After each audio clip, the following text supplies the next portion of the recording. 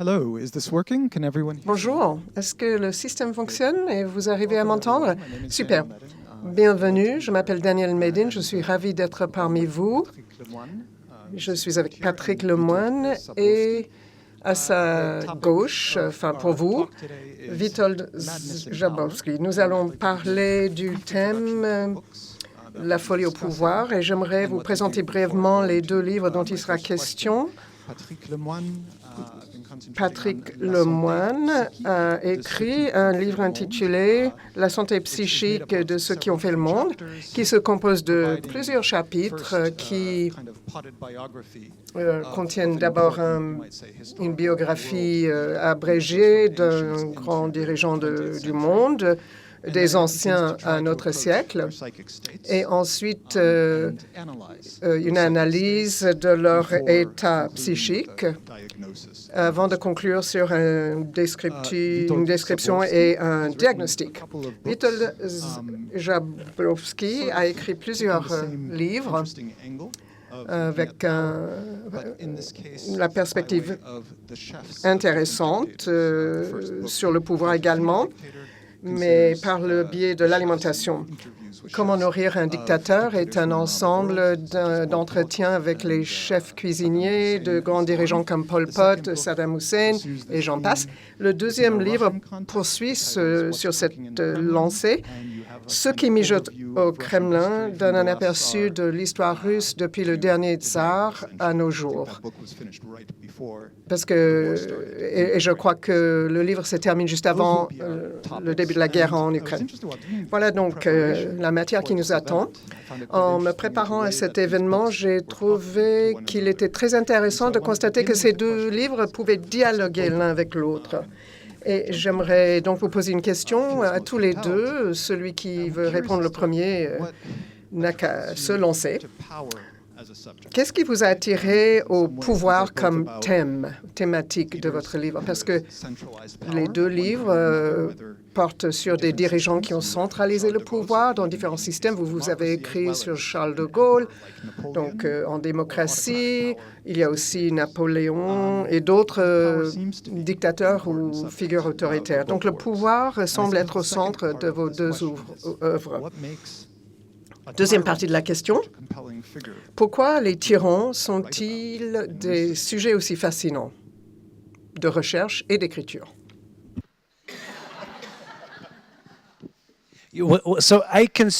Alors, je veux bien me lancer et on pourra dialoguer entre nous. Pour moi, la cuisine était le vrai thème, mon vrai thème au début. Bon, ça vient de mon passé parce qu'avant d'être écrivain, j'étais chef cuisinier. J'adorais faire la cuisine, travailler avec d'autres chefs. J'adorais être en cuisine parce que les chefs cuisiniers sont des personnages absolument extraordinaires. Et j'ai rencontré pas mal de chefs qui étaient cuisiniers de dictateurs et j'avais l'impression que c'était un accident, que c'était un accident de l'histoire de savoir si on allait faire la cuisine pour un dictateur ou quelqu'un d'autre. Ensuite, j'ai passé une année à Copenhague avec des chefs cuisiniers irakiens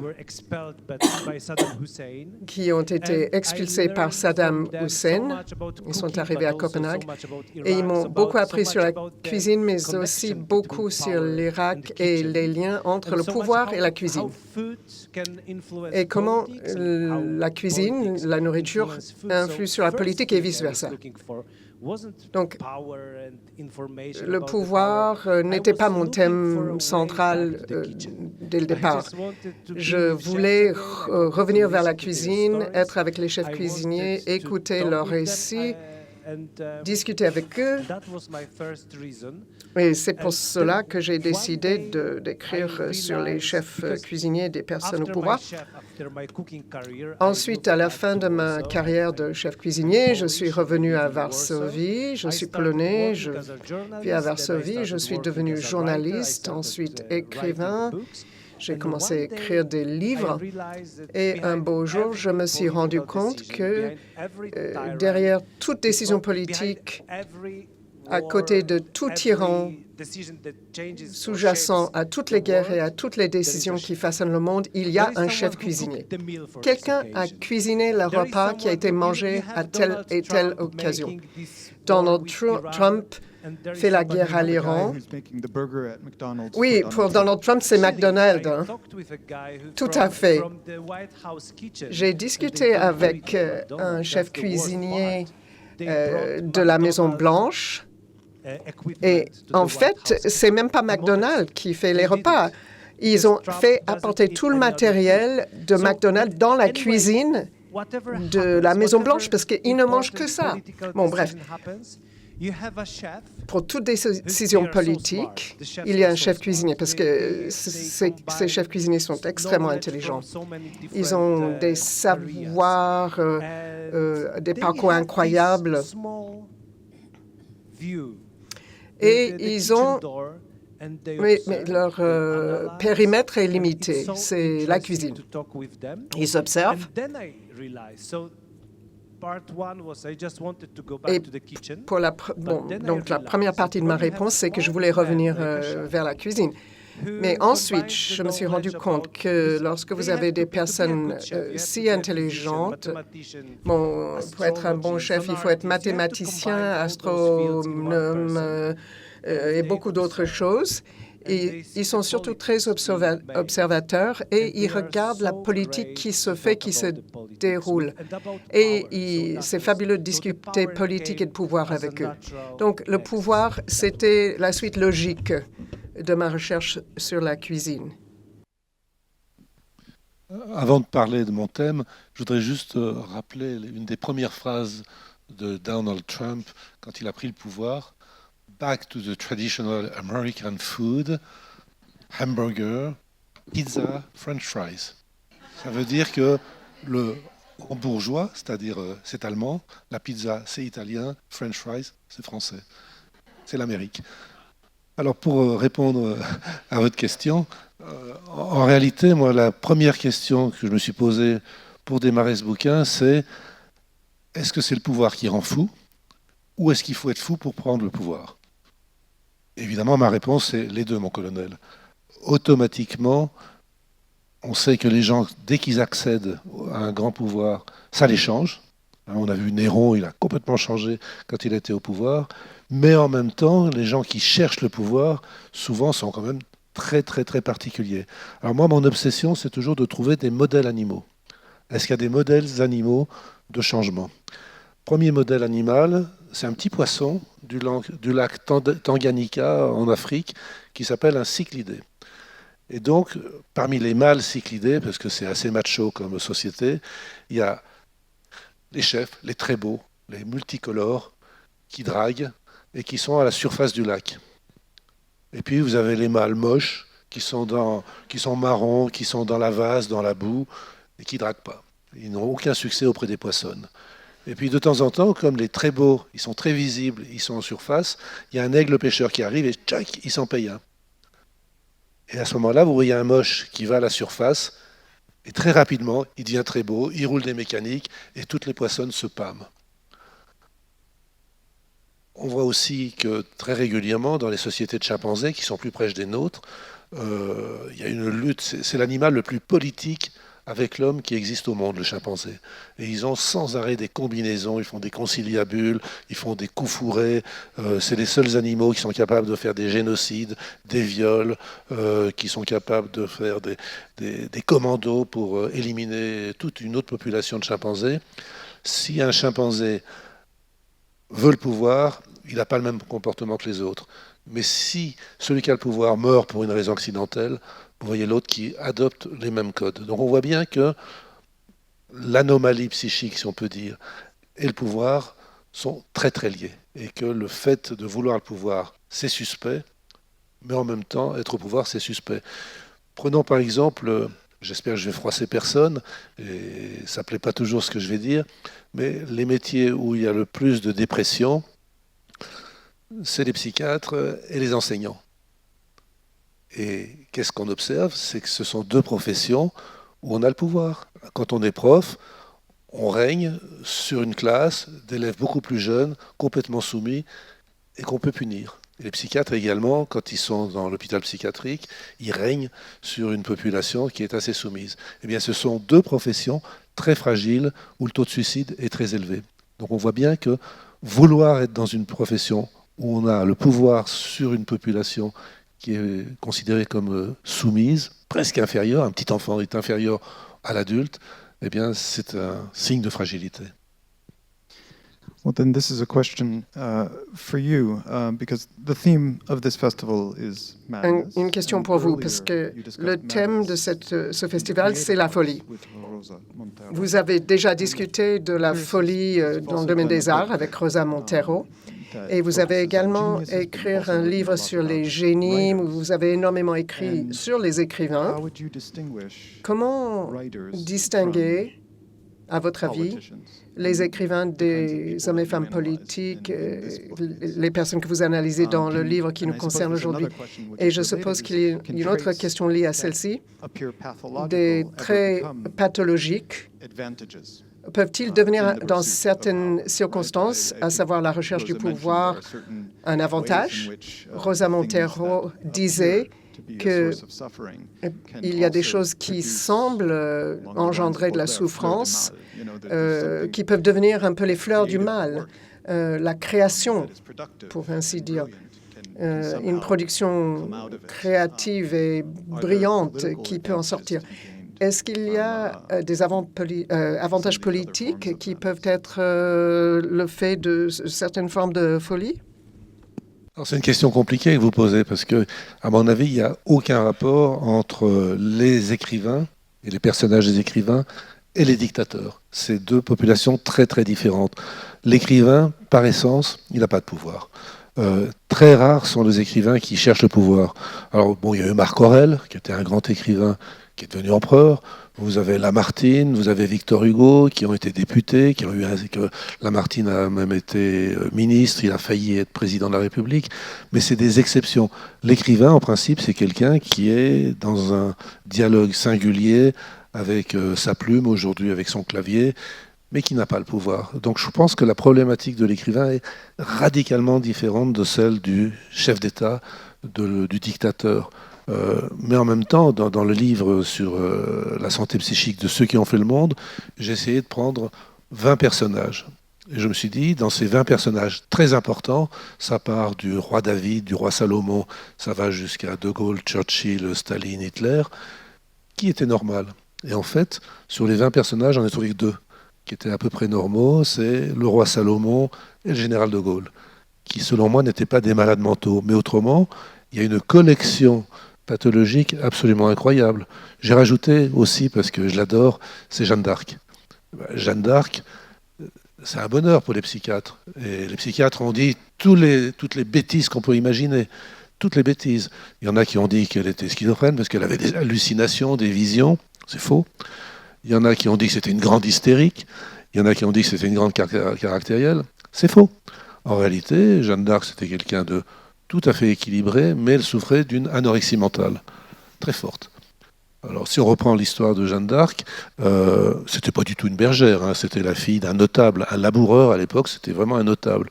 Et cette nana a été capable, à 16 ans, de faire un procès pour annuler le contrat de fiançailles que son père lui avait imposé. Et si vous allez à la cathédrale de Toul, dans le nord-est en Moselle, eh bien vous voyez le reste de ce procès qu'elle a fait pour annuler ses fiançailles. Parce que l'obsession de Jeanne d'Arc, outre son anorexie, elle avait une phobie du dépucelage.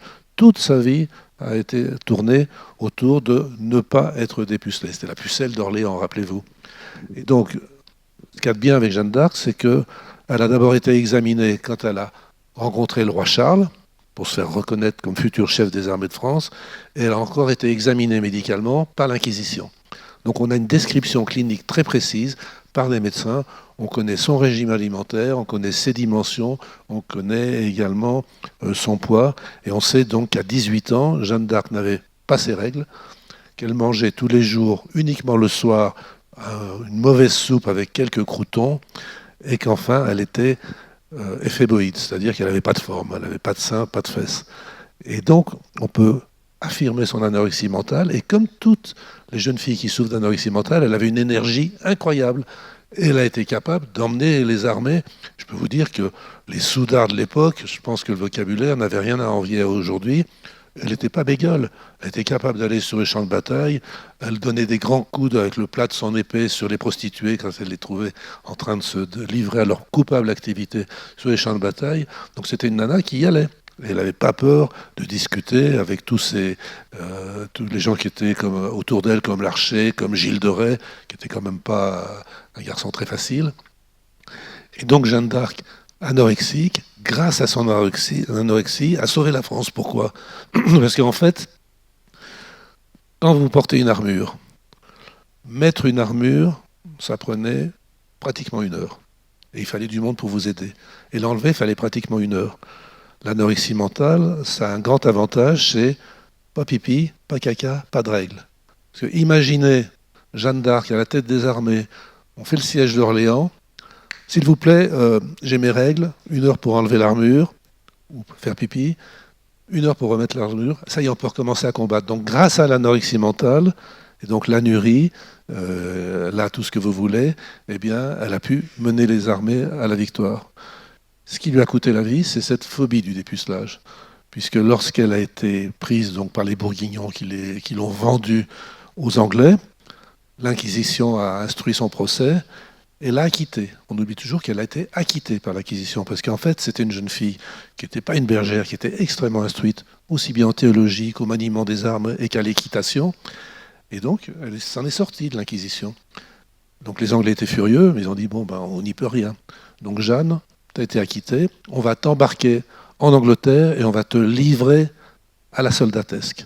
C'est-à-dire c'était un viol à la hauteur d'une armée. Et aussi sec, elle a dit non, finalement, Sainte-Marguerite, Saint-Michel m'ont bien parlé, donc elle était relapse, elle a été sans jugement immédiatement brûlée, uniquement par peur du dépucelage.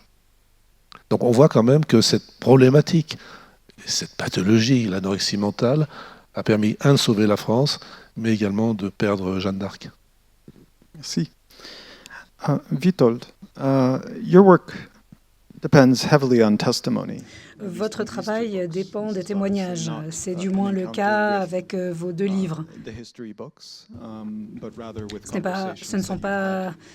Ça n'est pas une rencontre avec des livres d'histoire, mais des résultats de discussions avec des chefs qui ne sont pas forcément des historiens fiables, mais les histoires qu'ils racontent sont révélatrices. Et j'aimerais vous poser une question concernant votre dernier livre, Ce qui mijote au Kremlin. On y reviendra un petit peu plus tard, mais j'aimerais savoir ce que ces conversations vous ont enseigné à propos de la Russie, que vous n'auriez autrement jamais appris par les simples livres.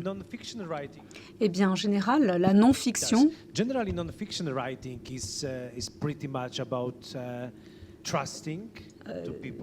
dépend de la confiance que vous accordez aux gens avec lesquels vous parlez. Alors, bien évidemment, je fais de mon mieux pour vérifier les faits. Au moment de travailler sur le livre concernant les dictateurs, je me suis retrouvée dans pas mal de situations où le personnage clé de l'histoire était le chef personnel de Saddam Hussein. Et dès qu'il me racontait une conversation entre lui et Saddam, il fallait que je lui fasse confiance. Moi, je ne pouvais pas vérifier ça auprès de Saddam. Donc, il fallait que je fasse confiance, que j'ai entière confiance en ce chef. Dès que c'était possible, bien évidemment, je vérifiais les faits.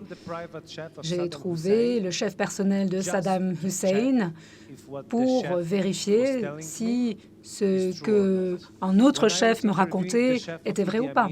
Lorsque j'ai interviewé le chef d'Idi Amin Dada, le tyran d'Ouganda, j'ai fait la même chose.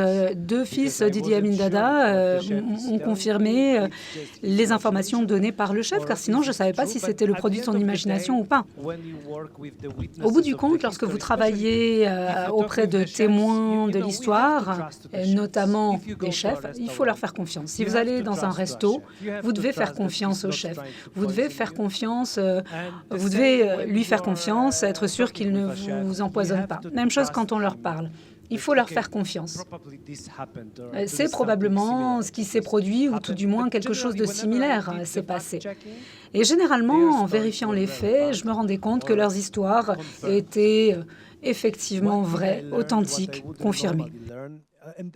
Alors, qu'est-ce que j'ai appris que je n'aurais pas appris autrement? Bon, je vais m'en tenir au livre sur les dictateurs, car ça me permettra de répondre à votre question. Je crois que j'ai vu le vrai visage des dictateurs par ce biais-là, car j'ai eu la chance de parler à leur chef personnel. Pour devenir un dictateur, il faut mentir, il faut savoir apprendre comment manipuler les gens, les foules. Vous mentez à votre peuple, à vos premiers ministres, à vos ministres, à votre femme, vous trompez votre femme, vous trompez les gens tout le temps. Mais il y a deux personnes auxquelles le dictateur ne peut pas mentir. Vous pouvez être Saddam Hussein et dire à votre peuple, moi je vais pouvoir traverser le Tigre à la nage 40 fois par jour, mais ensuite votre médecin, il va faire un prélèvement sanguin et puis il va se rendre compte que sportivement parlant, ça va pas. Donc votre médecin personnel, ça c'est une personne à laquelle vous ne pouvez pas mentir. Deuxième personne à laquelle vous ne pouvez pas mentir, c'est votre chef personnel. En effet, vous ne pouvez pas manger de la nourriture que vous détestez pendant 5, 10, 15 ans. Le chef de Fidel Castro a travaillé 55 ans auprès de lui. On ne peut pas manger de la nourriture qu'on déteste pendant tout ce temps-là. Et moi, je me souviens du moment où j'ai eu cette espèce d'illumination. Bon, c'est peut-être pas le bon mot, mais le moment où j'ai compris cela pour la première fois. Je parlais au chef de Pol Pot. Vous savez, Pol Pot, les Khmers rouges, c'est l'un des régimes les plus terribles du XXe siècle. Ils tuaient les gens. On pouvait être tué juste parce qu'on portait des lunettes, un certain type de chaussures. Et ils tuaient les gens parce qu'ils étaient bourgeois, parce qu'ils étaient riches, parce qu'ils ne pouvaient être rééduqués.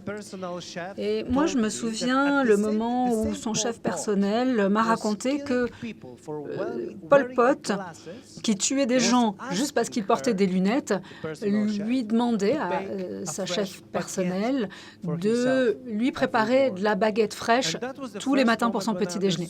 Et c'est là le moment où je me suis rendu compte que je pouvais voir le vrai visage du dictateur en parlant à son chef. Car il s'agit des gens qui connaissent leur vrai visage. Et ce sont là les vraies histoires des dictateurs. Patrick, I have a question. Patrick, je vais faire l'aller-retour entre le passé, le présent et vos sources. En tant que psychiatre, vous faites du travail clinique. Quelle est la différence entre diagnostiquer quelqu'un que vous connaissez, que vous avez rencontré, que vous avez diagnostiqué, et analyser les témoignages, les documents historiques? Quelles sont les limites de cet exercice? Et parfois, quels sont les avantages qu'il y a à travailler sur des sources écrites?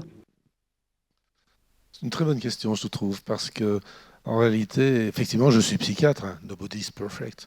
Et en tant que psychiatre, on sait que la démarche diagnostique, la plupart du temps, ça a été beaucoup analysé par vidéo. Le psychiatre, souvent, dans les 45 premières secondes, il a fait son diagnostic. Et pendant l'heure qui suit, il va étayer, confirmer ou infirmer son diagnostic. C'est pareil d'ailleurs en médecine générale. Le diagnostic est très rapide, c'est de l'ordre de l'intuition. Et ensuite, on passe du temps à est-ce que j'ai raison, est-ce que je me suis planté. Quand on prend, alors c'est pas la même démarche si j'analyse Jules César ou si j'analyse le roi Salomon que si j'analyse De Gaulle où j'ai des documents où je peux le voir en enregistrement. C'est pas exactement pareil. Mais au fond, j'ai réalisé une chose, c'est que pour moi, une consultation, je peux vraiment dire que je prends mon pied. J'adore la clinique, j'adore soigner les gens. Je disais hier, pour rire, je suis une machine à soigner. Il n'y a rien que j'aime autant que ça. Et malgré mon âge canonique, je continue à soigner les gens. Je pense qu'ils ne s'en plaignent pas, d'ailleurs. Bref, ce moment où on fait Eureka, on dit, celui-là, je sais ce qu'il a.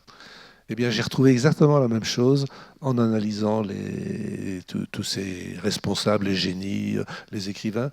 C'est le même Eureka au bout d'un moment. Alors des fois, il faut effectivement parfois plusieurs semaines pour arriver au diagnostic si c'est sur des vieux documents. Quand j'ai analysé par exemple Alexandre le Grand, on n'a pas tant de documents que ça, on en a quand même, mais on connaît quand même bien la psychologie de sa mère, celle de son père qui était alcoolique, psychopathe. Mais par exemple, on ne sait pas exactement de quoi il est mort. On pense que c'est des conséquences de son alcoolisme. Mais au bout d'un moment, je me suis dit, bon sang, mais c'est bien sûr. Alexandre le Grand était alcoolique et borderline. Pour moi, c'était une évidence. Et à partir du moment où j'ai eu cette illumination, parce qu'on peut parler d'illumination diagnostique, ben, tout le reste en a découlé et ça m'a permis de décrypter sa vie. Si je parle de Charles Quint, par exemple, il ne faut pas oublier que c'était l'homme le plus puissant de son temps. L'empire de Charles Quint, sur lequel le soleil ne se couchait jamais, est le plus grand empire de tous les temps. Et bien, cet homme, lui, il n'a pas cherché le pouvoir. Donc on ne peut pas dire que ça l'ait rendu fou. Il l'a eu comme ça. Il est né avec une petite cuillère en argent dans la bouche. Eh bien, cet homme, dès qu'il a pu, il a abdiqué. L'homme le plus puissant peut-être de tous les temps a abandonné le pouvoir quand il a pu le faire. Et il est rentré dans un couvent. Alors c'est vrai qu'il avait un certain train de vie dans le couvent, mais quand même. Et une fois qu'il a été dans le couvent, comme il voulait savoir ce qu'on avait pensé de son règne, il a organisé ses funérailles, auxquelles il a assisté déguisé en moine. Et donc, il était au milieu des autres moines, au milieu de la foule, et il écoutait ce qu'on disait de lui-même en train de se faire enterrer. C'est pas banal quand même. Charles Quint, c'était un boulimique, un peu alcoolique. Il avait la goutte, et tout ça, c'est parce qu'il n'écoutait pas ses médecins qui lui disaient peut-être un peu moins manger, un peu moins de gibier, un peu moins de choux, vous aurez moins la goutte. Il n'a rien écouté, et il a, comme disait ma grand-mère, brûlé la chandelle par les deux bouts. Mais cet homme était d'une très grande élévation mystique et intellectuelle. La controverse de Valladolid, pardon Rossa si je prononce mal, est quelque chose d'extraordinaire. Cet homme qui était très droit, très éthique et très croyant, il avait entendu dire que les Dominicains en particulier traitaient très mal les Indiens d'Amérique du Sud, qui étaient vraiment maltraités. Et il a décidé un moratoire. On arrête toutes les importations, on arrête toutes les conquêtes. Tant qu'on n'aura pas décidé, la question essentielle à l'époque, c'est est-ce que les sauvages ont une âme?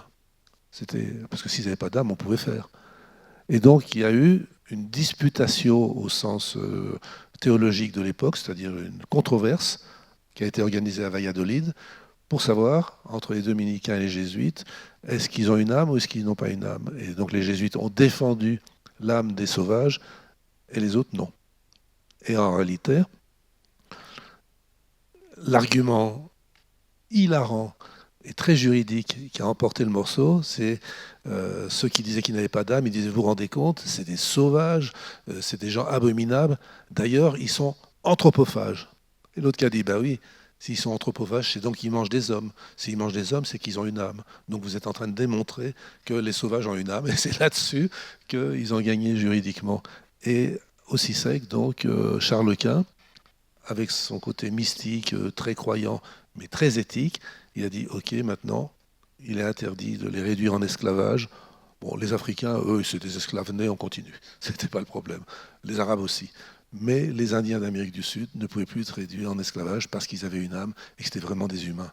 Et moi, je trouve que c'est extraordinaire, cet homme qui était quand même fragile mentalement, a réussi à faire quelque chose de tout à fait remarquable, de très éthique, uniquement en organisant un moratoire et une controverse religieuse.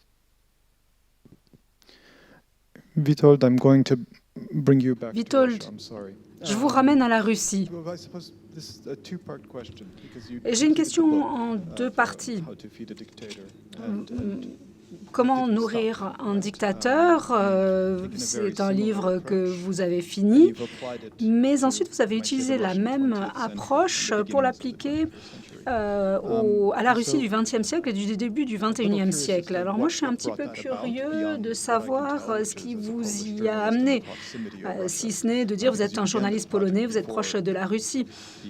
Ce projet date d'avant l'invasion. Alors, qu'est-ce qui a motivé ce projet? Et la deuxième partie de ma question porte sur quelque chose dont j'ai fait l'expérience, moi, en tant que lecteur. Je regarde où nous en sommes par le prisme de ce que contient votre livre, à savoir la cuisine.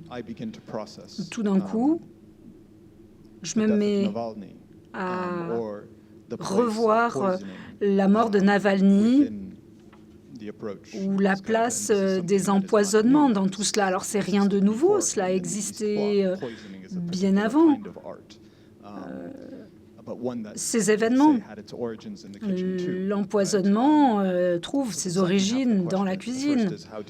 Donc, comment avez-vous choisi ce projet? Ça, c'est ma première question. Qu'est-ce qui vous y a motivé? Deuxième partie de ma question, quel est le rôle que joue la nourriture et les empoisonnements dans le monde de Poutine, ou en tout cas dans la Russie d'aujourd'hui?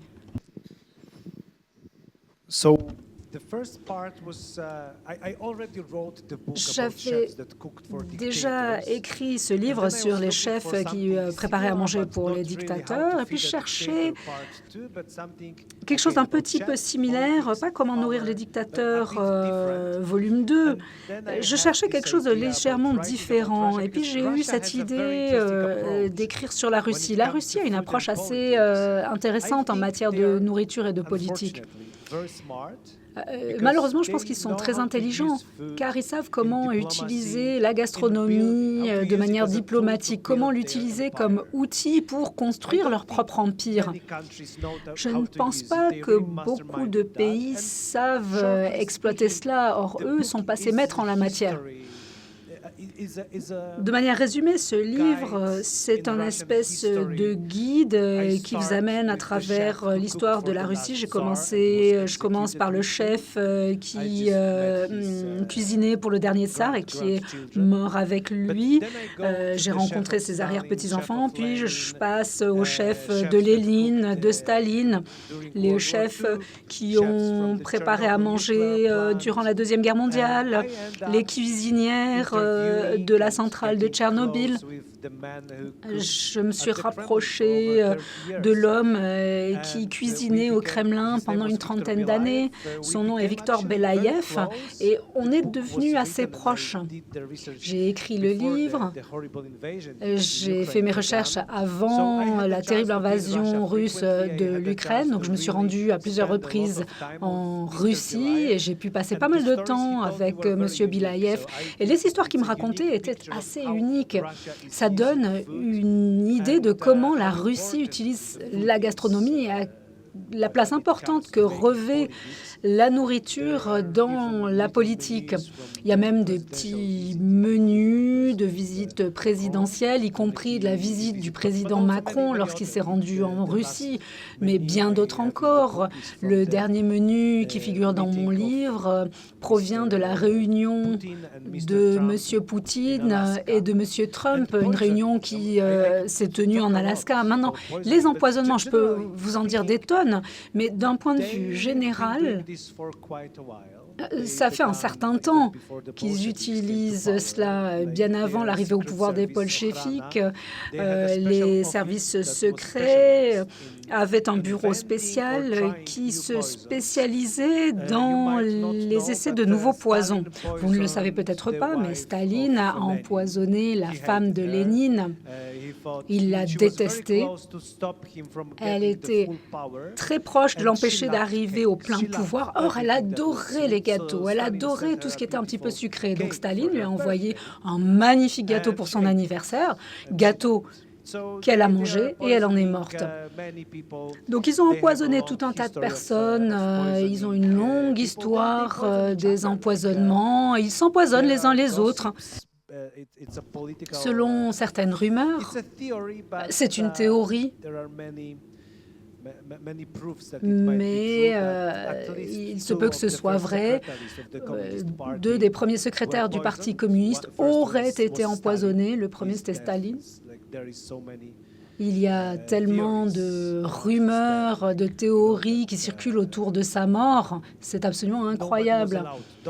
Vous savez que personne n'a eu le droit d'entrer dans sa chambre pendant des heures et des heures, pas même les médecins. C'est probablement le temps qu'il fallait pour que le poison fonctionne. La deuxième personne, Brejnev, qui a probablement aussi été empoisonné. Alors, je ne souhaite la mort de personne, mais bon, moi j'attends que le troisième leader de la Russie soit empoisonné. J'espère que ça arrivera un jour. L'empoisonnement, bon, il y a la cuisine, son utilisation diplomatique et en politique en Russie, qui est utilisée de longue date en Russie. Même chose pour les empoisonnements, ils les utilisent dans la diplomatie pour changer les gens au pouvoir, etc. J'ai une question pour vous. J'ai travaillé Staline dans mon bouquin. Staline, c'était un des plus grands paranoïaques qu'on ait jamais vu, totalement persécuté, et comme tout bon paranoïaque, il était d'une méfiance extrême. La question des goûteurs. Vous savez que les chefs d'État, les rois, faisaient goûter leur alimentation pour être sûr de ne pas être empoisonnés. De nos jours, ce ne serait pas très bien vu qu'un président dise « je vais faire goûter à quelqu'un, comme ça s'il est empoisonné, ce n'est pas grave du moment que ce n'est pas moi ». Ce serait moins bien vu. Deuxièmement, on sait qu'il y a des poisons qui mettent du temps avant d'agir, et donc en fait la question du goûteur est complètement stupide et n'a plus de sens. Donc ma question c'est, puisque Staline était si méfiant, qu'est-ce qu'il faisait pour ne pas être empoisonné? Comment procédait-il? Est-ce qu'il avait un goûteur? Est-ce qu'il avait des techniques parce qu'il devait avoir une peur panique d'être empoisonné. N'oubliez pas que Staline n'a pas quitté le Kremlin pendant tout son règne, sauf une seule fois où il s'est rendu à Yalta en wagon blindé. Autrement, il ne bougeait pas, il restait dans son bunker. Donc, qu'est-ce qu'il a fait pour ne pas être empoisonné?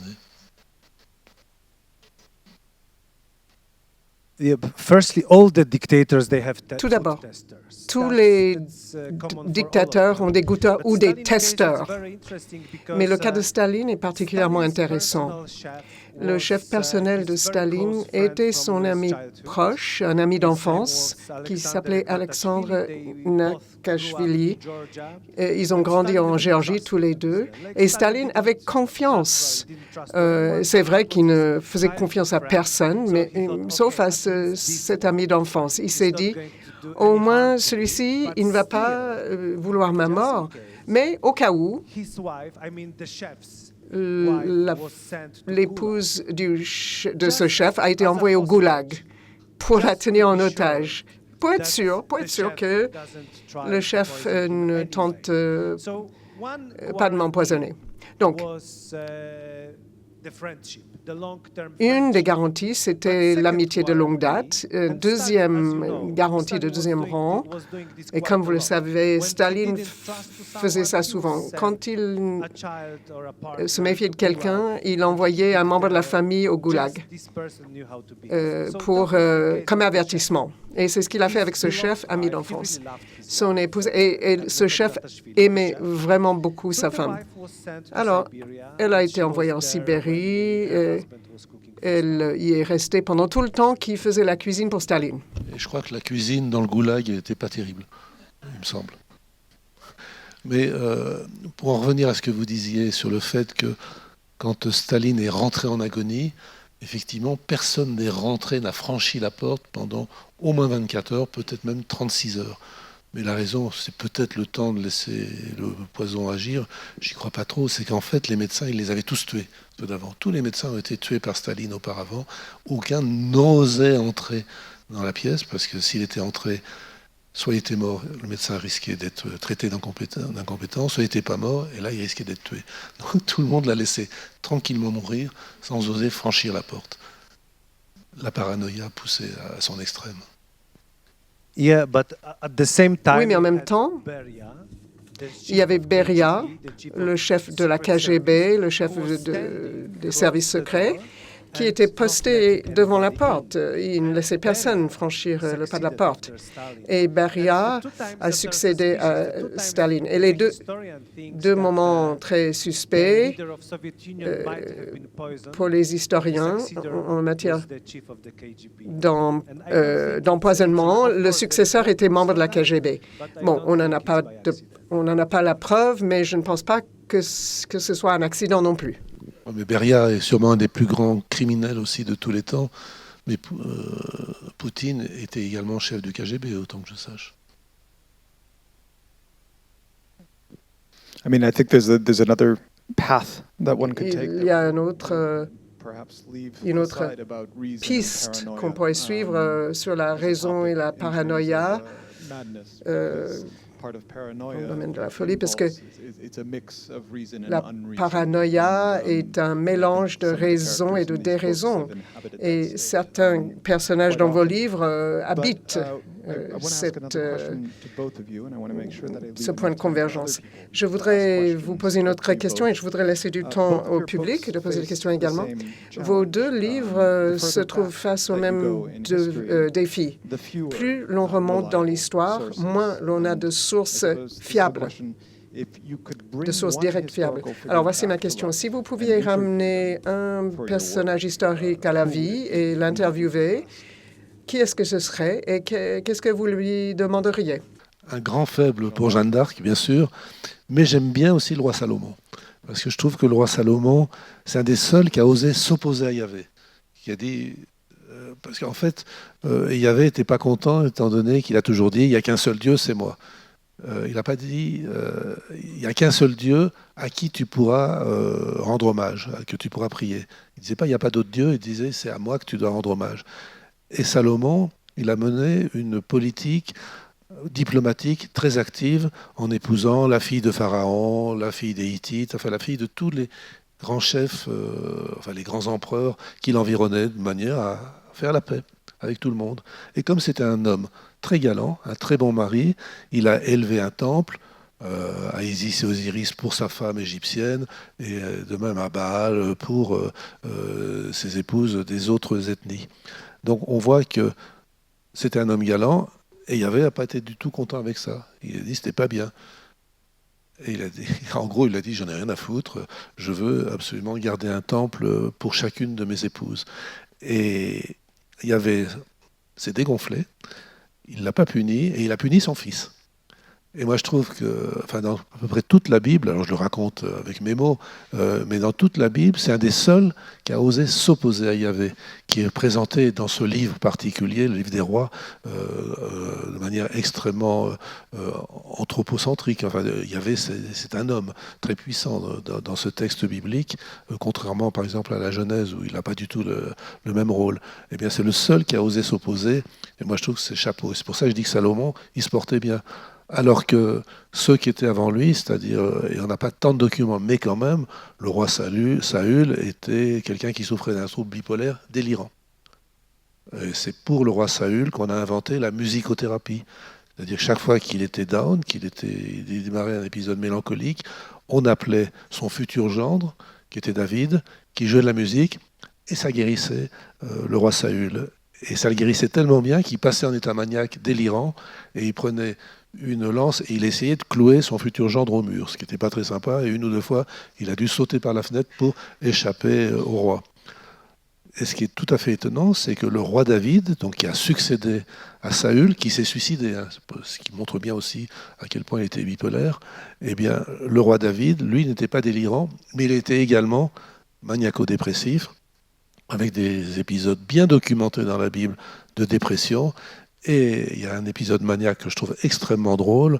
Il revient d'une victoire, il est très joyeux. Pour monter en haut de Jérusalem, il y a des lacets, et il commence à chanter et à danser, et ils avaient des jupettes assez courtes. Ils n'avaient pas de sous-vêtements. Et on assiste à la scène de ménage de Madame David qui dit, enfin, grand, tu te mets à chanter et à danser devant tout le peuple, est-ce que c'est vraiment digne d'un roi?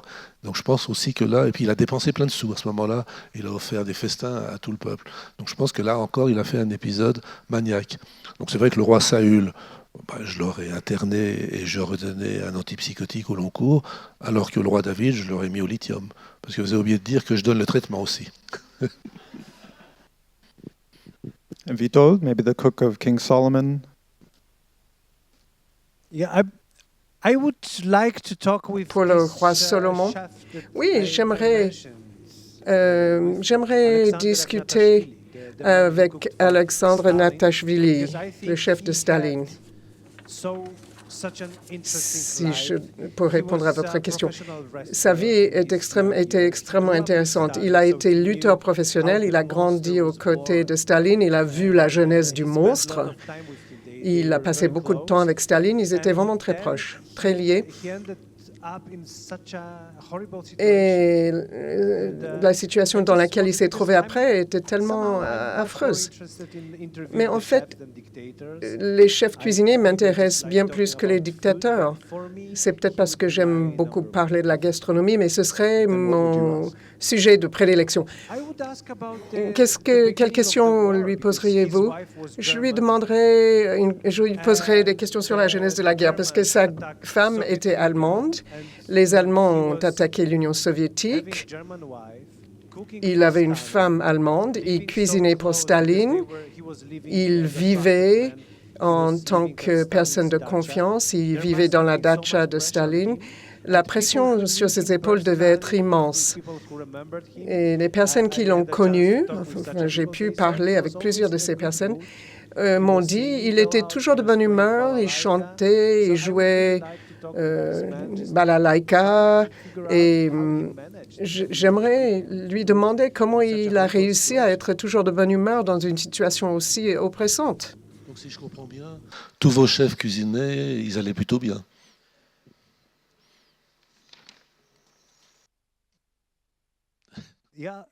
Oui, oui, tous. C'est ce qui m'a le plus étonné. C'était des personnes vraiment très gentilles. Je crois que les dictateurs ont le don de choisir une personne bienveillante et gentille parce que ça passe, la bonté passe dans les plats, dans la nourriture. Belle idée, ça. Thank you. We have time for Il nous reste un peu de temps pour les questions du public. Je n'arrive pas à voir au-delà du deuxième rang, mais si vous levez la main, un microphone vous sera porté. J'aurais une question, vu que vous parlez de dictateur, je me suis toujours intéressé, parce que je le suis moi-même, sur ce peintre raté qui a... Un dictateur? Non, pas dictateur, flexitarien. Ah, pardon. Sur ce peintre raté qui a mis à feu et à sang l'Europe depuis les années 30. Et on sait, enfin on nous rapporte qu'il était végétarien, je ne sais pas si c'était il était hypocondriaque, donc il avait toujours cette crainte. Et alors que je veux dire, c'est quand même quelqu'un qui a fait... Vous comprenez pas? Je n'ai pas compris de qui vous parlez.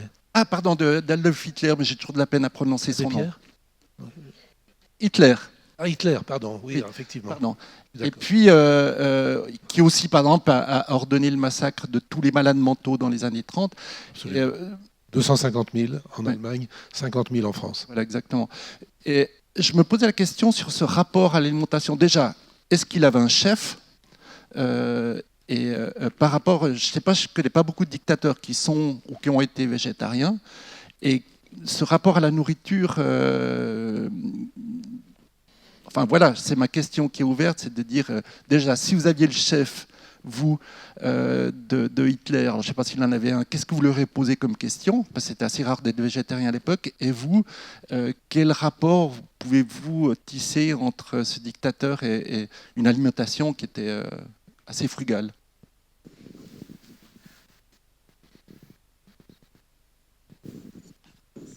Yeah, he was a vegetarian. Oui, il était en effet végétarien. And his chef, Et son chef cuisinier, enfin, ils ont été nombreux. Il en avait un pour la pâtisserie, un autre pour les soupes. Son boulanger est décédé à l'âge de 102 ans, il y a 7 ans. Elle vivait à Berlin. Et c'est une jeune fille au moment de la guerre. Et elle a été conscrite pour enrôler pour travailler pour lui dans son bunker. Personne ne lui a demandé son avis. Et son chef cuisinier personnel, un sur les 20 qui travaillait pour lui, le dernier qui restait était avec lui aussi dans le bunker de Berlin. Et à Innsbruck, on a fait une découverte intéressante parce qu'elle venait d'Innsbruck. On a découvert les lettres qu'elle a écrites à sa sœur il y a 5 ans. C'est un professeur à Innsbruck.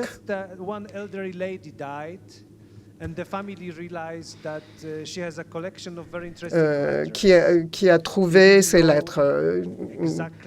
La famille, à la mort d'une vieille dame, a trouvé ces lettres, ne comprenait pas de quoi il s'agissait, les a apportées à l'université et on s'est rendu compte qu'il s'agissait des lettres du chef ou de la chef cuisinière de Hitler à sa sœur. Donc nous savons ce qu'il a mangé, quel était son dernier repas, son régime alimentaire. Oui, il était végétarien, en effet. Oui, c'est vrai que je me suis posé la question et j'ai essayé de comprendre pourquoi Hitler était végétarien. Je ne vous cache pas que je n'ai pas trouvé la réponse. Parce qu'en réalité, il y a beaucoup de raisons pour être végétarien. La raison la plus souvent invoquée, c'est une raison, on va dire, éthique. Est-ce qu'on a le droit de tuer le vivant? Est-ce qu'on a le droit de tuer des animaux? Dans un contexte écologique, en plus, on sait que les bovidés représentent une énorme pollution. Donc, un certain nombre de végétariens se fondent là-dessus. Mais dans ma pratique, je vois énormément de végétariens qui ont juste une phobie de la viande. Et c'est alors là une raison franchement névrotique. Je suis végétarien parce que c'est à la mode, mais en réalité, je ne supporte pas l'idée de manger de la viande. Et on a comme ça une amie qui est végétarienne, et on croyait que c'était par une position philosophique, jusqu'au jour où, lors d'un buffet, par inadvertance, elle a pris un petit pâté dans lequel il y avait de la viande. Et elle a sauté au plafond, elle est partie en courant. Et là, on a compris que c'était un problème, on va dire, plus psychologique, phobique, qu'un problème philosophique. Alors Hitler, j'ai envie de dire que je parierais que c'est plutôt une question phobique, parce qu'il était quand même extrêmement perturbé sur le plan mental. Si on reprend la biographie d'Hitler, c'est quand même extraordinaire. Cet homme qui était quand même d'une intelligence modeste, qui a tout loupé, tous ses diplômes, il a tout raté dans sa vie, qui était également, c'est pas bien pour un psychiatre de porter des jugements de valeur, mais qui était très lâche. Quand il était en Autriche, il a fait des faux certificats médicaux pour pas aller à l'armée. Ensuite, il s'est retrouvé donc à Munich. Il a fini par être obligé, guerre de 14-18 oblige, par se retrouver à l'armée. Mais pour pas être au front, il a réussi à être estafette. Et donc porter les courriers depuis le front jusqu'au commandement. Et à un moment donné, une bombe éclate près de lui et il est blessé à la cuisse et à l'œil. Il se retrouve hospitalisé, aveugle et avec une blessure à la cuisse. Il guérit les deux. Il revoit clair, et à l'hôpital, il y a un pasteur protestant qui lui dit « L'Allemagne a perdu la guerre, nous avons capitulé ». Et aussi sec, conversion hystérique, il redevient aveugle, mais pour des raisons purement psychologiques. Et Eureka, c'est là que le délire est parti, c'est la faute aux Juifs. Si la guerre a éclaté, si l'Allemagne est humiliée, c'est à cause de la juiverie internationale. Et là, il a retrouvé la vue. Donc on voit que ce grand paranoïaque délirant, probablement avec des hallucinations, en plus il était cocaïnomane, à la fin de sa vie, il avait une maladie de Parkinson aussi, probablement, on voit bien quand même les tremblements. Cet homme était capable aussi d'utiliser des défenses phobiques, névrotiques. Et donc, si je devais faire un pari, c'est que s'il était végétarien, c'est qu'il avait une phobie de la viande. Mais c'est spéculatif ce que je dis. Maybe one more question. Une dernière question? I think there's something back there.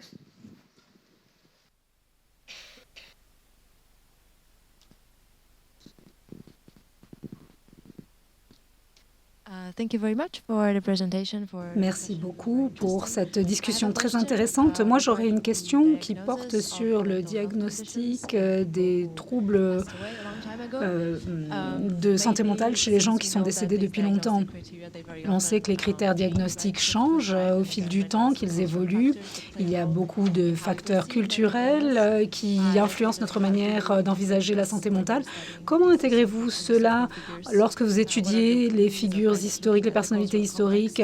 Quels sont les moyens de tenir compte du contexte culturel pour déterminer ce qui était normal, ce qui ne l'était pas? Et qu'est-ce qu'on en sait aujourd'hui? Alors, il est vrai que les critères diagnostiques évoluent, mais la maladie reste. Une grippe sous Hippocrate, c'est pareil qu'une grippe aujourd'hui. Et on a quand même des invariants en psychiatrie. C'est vrai qu'un trouble schizophrénique, il peut être coloré par la culture, mais pas tant que ça. Un trouble bipolaire, ça change pratiquement pas. C'est très stéréotypé. Quand vous regardez dans la Bible les variations d'humeur du roi David et celles de Winston Churchill, qui est un peu le porte-parole des bipolaires, ça se ressemble quand même beaucoup. Alors c'est vrai qu'on ne pourra peut-être pas parler de manière très fine des aspects névrotiques chez Alexandre le Grand, oui, mais on a quand même, bon, son alcoolisme est bien documenté, le fait qu'il a tué son meilleur ami au cours d'une ivresse et d'une bringue, d'une orgie grecque macédonienne à l'époque, ça c'est des critères durs. Donc je pense que les pathologies dont je parle dans ce bouquin, c'est des pathologies, on va dire, invariables. Alors c'est vrai que j'aurais peut-être du mal à remplir le fameux sacro-saint DSM, diagnostic statistique manuel, pour faire des diagnostics, mais on oublie toujours que ce truc a été fait pour la recherche. Il n'avait pas du tout été fait pour aider les gens, les médecins à soigner leurs patients. Et que malheureusement, il y a eu une extension et que cette psychologie de bas étage qui représente ce type de classification internationale ne sert pas à soigner les gens. J'ai travaillé à Stanford comme chercheur dans un service dit de psychiatrie biologique, on ne disait pas neurosciences à l'époque. Eh bien, pour faire leur publication DSM, à l'époque c'était DSM-3, mais en réalité, je voyais bien que dans leur tête, ils fonctionnaient exactement comme moi, c'est-à-dire au feeling, à la clinique, et que les critères diagnostiques, en fait, n'ont pas changé tant que ça. Et je suis persuadé qu'Hippocrate n'a pas tellement varié.